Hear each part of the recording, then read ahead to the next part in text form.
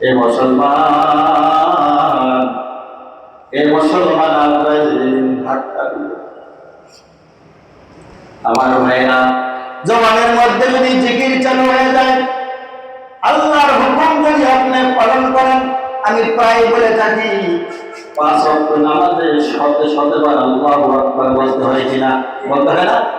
আল্লাহু আকবার, আল্লাহু আকবার শতবার বলতে হয়। মুসলমান, দুনিয়ার জমিনে দেখবেন যখন কোন ধাক্কা খান, আপনি রাস্তা থেকে হাঁটতেছেন, হঠাৎ ফসল খেয়েছেন, ধাক্কা খেয়েছেন, ধাক্কা খেয়ে যখন আপনি পড়ে গেছেন, তখন আপনি জবান থেকে বেরিয়েছে করে মা শব্দ বের হয় না? আমার এমন এমন আল্লাহ আছে যারা ধাক্কা খেলে আল্লাহ তার জবান থেকে বের হয়ে কথা বলেন, ঠিক না? হে মুসলমান, রাস্তার মধ্যে হাঁটতেছেন, জমিনে হাঁটতেছেন, ধাক্কা খাইছেন, আপনি পড়ে গেছেন, আপনার জবান থেকে বের হয়েছে ওরে মা, ওরে বাবা, কথা বলেন। মুসলমান, দৈনিক যদি আপনি 5 ওয়াক্ত নামাজ পড়েন, নামাজের বাইরে আল্লাহ জিকির করেন আর নাই করেন, নামাজের মধ্যে এসে কিন্তু আপনাকে আল্লাহ জিকির করতে হয়, কথা বলেন ঠিক কিনা? আল্লাহু আকবার বলে তাকবীর বাঁধতে হয়, আবার আল্লাহু আকবার বলে রুকুতে যেতে হয়, আবার আল্লাহু আকবার বলে সিজদায় যেতে হয়, আবার আল্লাহু আকবার বলে আমার ভাইরা এইভাবে করে করেন। যত রাকাত নামাজ পড়বেন, যতবার নামাজ পড়বেন, নফল নামাজ পড়েন, ফরজ নামাজ পড়েন, সুন্নাত নামাজ পড়েন, সব নামাজে আল্লাহ আল্লাহর নাম রাখতে হয় কিনা মুসলমান? তাহলে মুসলমান দেখবেন, এই প্রতিদিন যদি 100 বার আল্লাহু আকবার, আল্লাহু আকবার, আল্লাহ আল্লাহ আল্লাহ আল্লাহ এই নাম যদি আপনি ডাকেন, এইবার দেখবেন যে মুসলমান, আজরাইল যখন আসবে, এই মুসলমান দেখবেন পাশাপাশি 2টা বোতল, একটা বোতলের মধ্যে হলো বিষ আর একটা বোতলের মধ্যে হলো মধু। বলেন তো, যদি আপনার হাত দিয়ে লাগা লাগে, তাহলে বোতল 2টা যদি টাইট হয়ে পড়ে যায়, তাহলে মধুর বোতল থেকে কি বিষ বের হবে আর বিষের বোতল থেকে মধু বের হবে? তাহলে মধুর বোতল থেকে মধু বের হবে আর বিষের বোতল থেকে বিষ বের হবে। তাই তো বাস্তব। ঠিক মুসলমান, ঠিক যেমন বাস্তব, ঠিক তেমন ভাবে তুমি যদি আল্লাহ জিকির করো, তুমি যদি মৃত্যুর কথা বলি 100 বার স্মরণ করতে পারো, আল্লাহ আল্লাহ, আমার ভাইরা, আল্লাহর নবী বলেছেন, কোন ব্যক্তি যদি দৈনিক 100 বার আল্লাহ আল্লাহ বলিয়া মৃত্যুর কথা স্মরণ করতে পারে, মৃত্যুর সময় তার আল্লাহ আল্লাহ কালিমা নাসিব হয়ে যাবে। সুবহানাল্লাহ। আর মুসলমান মনে রাখেন, লা ইলাহা ইল্লাল্লাহু ফাদাখালাহুল্লাহুল জান্নাহ। আল্লাহর নবী ঘোষণা করেছে, মৃত্যুর সময় যার জবানে আল্লাহ আল্লাহ কালিমা নাসিব হয়ে যাবে, জারি হয়ে যাবে, ওই ব্যক্তি হাসতে হাসতে জান্নাতে চলে যাবে। সুবহানাল্লাহ। এজন্য আপনি আমার ভাইরা, নামাজের বাইরে, নামাজের মাঝখানে জিকির করেন আর নাই করে, আপনি যখন নামাজে আসবেন তখন কিন্তু আপনাকে এমনি জিকির পাঠ করে পড়তে হয়, কথা বলেন ঠিক কিনা? তো মুসলমান, আজরাইল যেদিন আসবে, আজরাইলের ধাক্কা থেকে, আজরাইলের কম্পন থেকে দুনিয়ার কোনো মানুষ পাইবে না, কথা বলেন ঠিক কিনা?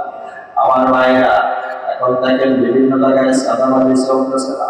একটা গাড়ি রাস্তা থেকে যাইতেছে, ধরতেছে পুলিশ, ভাইরা কয় তোমার সার্টিফিকেট বাই করো, তোমার লাইসেন্স ইত্যাদি বাই করো। আমার ভাইরা যখন ঠিক মতন দিতে না পারে, তখন আমার কিছু আসে যায় না। মিডিয়ার সাথে জড়িত যারা দেখে, প্রত্যেকটা জায়গায় পর্যন্ত চাঁদাবাজি চলতেছে। বলার সেদিন এক শয়তান ধরা খাইছে আর্মির হাতে, আর্মির কাছে চাঁদা খাইতে, মানে চাঁদা আদায়দের দিয়ে ধরা খাইছে, এমন পিটানি দিয়েছে। বেদনা বলতেছিলাম, দুনিয়ার মানুষ যখন পুলিশের হাতে ধরা পড়ে, সাধারণ দেখবেন আর্মির হাতে ধরা পড়লে সেদিন কিন্তু আর চাঁদায় কোনো ঘুষেও বলে, তখন আর ঘুষেও কাজ হয় না। এই কথা বলার উদ্দেশ্য এটাই যে, আমার ভাইরা, আজরাইল কি ঘুষ খায়? বলেন, আজরাইল কি ঘুষ খায়? আজরাইল যখন আপনার কাছে আসবে, হাদিস শরীফ সেদিন বলছিলাম,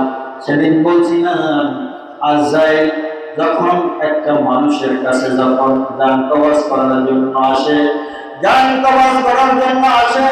40 গজ দূর থেকে আজরাইলের পায়ের যে হাঁটুনি এইভাবে হেঁটে যখন আসতে থাকবে, হাদিস শরীফের মধ্যে আসছে মাটিগুলি থর থর থর থর করতে করতে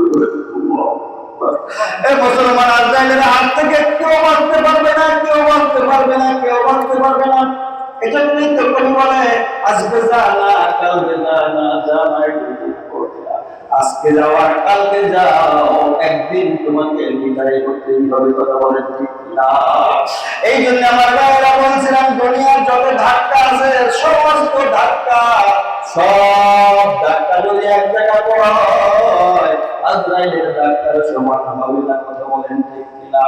আজরাইল যখন এসে আপনার পরিবার পরে থাবা মেরে যখন জানটা বের করে নিয়ে আসবে, এই মুসলমান আজরাইল যখন থাবা দিবে, আজরাইল যখন জান কবজ করার জন্য আপনার কাছে আসবে, ওই লোক যদি ভালো করে বোঝেন, কান খাড়া করে শুনতে মুসলমান, ওই লোক যদি সুদখোর হয়, ওই লোকটা যদি ঘুষখোর হয়, ওই লোকটা যদি নবীর দুশমন হয়, ওই লোকটা যদি বেনামাজি হয়, বেনামাজি হয়, বেনামাজি হয়, হাজার হাজার বার কিতাবের মধ্যে এসেছে বেনামাজির কথা। ওই লোক যদি বেনামাজি হয়, বেনামাজি তো নাই হতে পারে না, মুসলমান কখনো বেনামাজি হতে পারে না, মুসলমান কখনো বেনামাজি হতে পারে না। যারা ভুল করে, ভুল আর করেন নাই বলি, এই ভুল আর করেন না। আমি খোদার কসম করে আল্লাহর ঘরকে সাক্ষী রেখে আপনাদের সকলকে সাক্ষী রেখে বলছি, বেনামাজির গায়ে যখন আজরাইল আসবে, বেনামাজি যখন আজরাইলকে দেখবে চক্ষু উল্টে যাবে। দেখবেন এই জন্য কিছু মানুষ মৃত্যুর আগে তাদের কাছে যাবে, দেখবেন অস্থির অস্থির, আহারে এইদিক মাথা ঘুরে এইদিক মাথা ঘুরে চোখ খুলে যায়, মানে অস্থির হয়ে গেছে। তার মানে কি জানেন? আজরাইলকে দেখিয়া, আজরাইলের ওই যে সূরাত দেখিয়া দূর থেকে আসতেছে, আর আজরাইলের সূরাত এত বড় ভয়ঙ্কর, এত বড় ভয়ঙ্কর, আল্লাহ পাক রব্বুল আলামিন আজরাইলের মতন এরকম ভয়ঙ্কর সূরাত দিয়ে কোন প্রাণী বানায় নাই। এ মুসলমান, আজরাইলের ভয়ঙ্কর সূরাত দেখিয়া বেনামাজি তখন চোখ উল্টিয়া যাবে।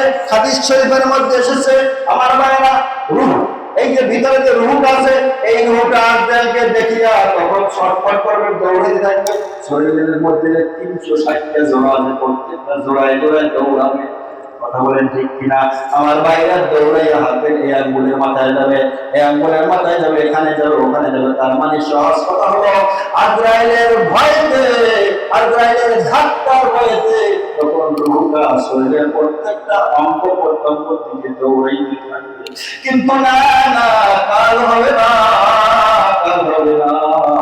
আজরাইল তখন চুপ করে থাকবে, দেখে কত দৌড়াইতে পারে। দৌড়াইয়া কি কোনো লাভ হবে রে মুসলমান? দৌড়াইয়া কোনো লাভ হবে না। যখন তোমাকে সুযোগ দেবে আজরাইল, দৌড়াইতে থাকো, দৌড়াইতে দৌড়াইতে তুমি যখন হাঁপিয়ে যাইবা, তখন খপ করে আজরাইল এইভাবে তোমার জানতে করে এমন একটা টান দেবে, তোমার রক্তটা শরীরের মধ্যে যতগুলি রক্ত আছে সব ছিঁড়েছে, তোমার জানটা আজরাইল আগে চলে আসবে। আল্লাহু আকবার। হে মুসলমান, এই জন্য আপনাদেরকে বলি, বেনামাজি হইয়া কবরে আমরা কোরআন হাদিসের চক্ষু আমাদের আছে, আমরা বুঝি। আপনাদেরকে এত হাতে পায়ে ধরি, তারপর কেন আপনারা বলুন না? বয়স তো প্রায় 50, 60, 70 বছর হয়ে গেছে, এখনো রাস্তায় রাস্তায় ঘোরেন, আজান হয়ে বসে আছে। অথচ বেনামাজির কবরে বড় ভয়ঙ্কর হবে। আজরাইল যখন জানটা কবজ করে নিয়ে যাবে, এ মুসলমান, ওই দেহটা জমিনে পড়ে থাকবে, ওই দেহটা কেউ আর ধরবে না, ধরবে না, ধরবে না। আল্লাহ পাক রব্বুল আলামিন ডাকতে বলে, ও ফেরেশতারা, যাও আমার নাফরমানের রূহটা নিয়ে যাও। আজরাইল তো রূহটা কবজ করে নিয়ে এরকম একটা ময়লা যুক্ত কাপড়ের মধ্যে রাখবে। ময়লা যুক্ত কাপড় নিয়ে কেউ আর দিতে যাবে না। একদল ফেরেশতারা, যে ফেরেশতারা কুকুরের জান কবজ করে, শুয়োরের জান কবজ করে, শয়তানের জান কবজ করে, এই ধরনের ফেরেশতারা এসে তোমার ওই জানটা কাপড়ের মধ্যে পেঁচাইয়া তখন ওই সিজিনে নিয়ে যাবে। সিজিন কোথায় কাটেনি, জমিনের একেবারে তল দেশে, সেখানে নিয়ে যাবে। রুমালের কাছে যখন নিয়ে যাবে, তখন একটা দুর্গন্ধ ছড়াবে।